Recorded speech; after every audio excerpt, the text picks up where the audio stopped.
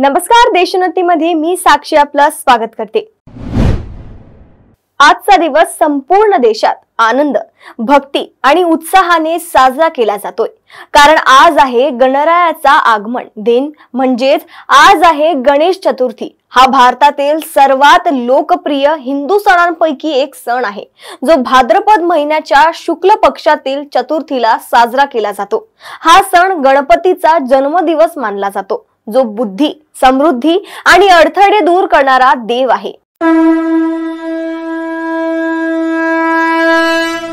या दिवशी गणपती बाप्पांचा जन्म झाला, म्हणून याला गणेश जयंती असेही म्हणतात। असे मानले जाते की आजच्या दिवशी गणपती बाप्पांची पूजा केल्यावर घरात सुख, समृद्धी आणि भरभराट होते। गणपतीला विघ्नहर्ता म्हणजेच अडथळे दूर करणारा आणि सुखकर्ता म्हणजे आनंद देणारा असे मानले जाते। गणपती हे महादेव आणि देवी पार्वती यांचे पुत्र आहे। हिंदू धर्मात श्री गणेशाला आराध्य दैवत मानले जाते। गणपती म्हणजे बुद्धी, समृद्धी, सौभाग्याची देवता, सुखकर्ता, विघ्नहर्ता, 14 विद्या व 64 कलांचा अधिपती असे मानले जाते। कोणत्याही शुभ कार्याची सुरुवात ही गणेशाच्या पूजनानंतरच होते। तसेच भक्तांची सर्व विघ्ने तो दूर करतो अशी श्रद्धा असल्यामुळे त्याला विघ्नहर्ताही म्हणतात। शिवाजी महाराजांच्या कारकिर्दीपासून हा उत्सव ऐतिहासिक दृष्ट्या साजरा केला जातो।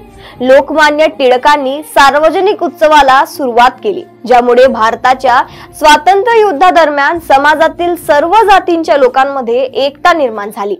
या सणाला खूप सांस्कृतिक आणि धार्मिक महत्त्व आहे, कारण भारतातील त्या पलीकडे भक्तगण भगवान गणेशाची पूजा करण्यासाठी, यशासाठी आणि अडथळे दूर करण्यासाठी त्यांचे आशीर्वाद घेण्यासाठी एकत्र येतात।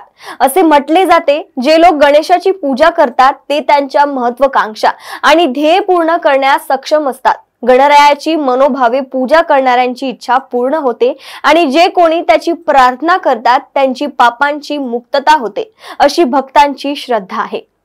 देशोन्नतीच्या सर्व प्रेक्षकांना गणेश चतुर्थीच्या हार्दिक शुभेच्छा।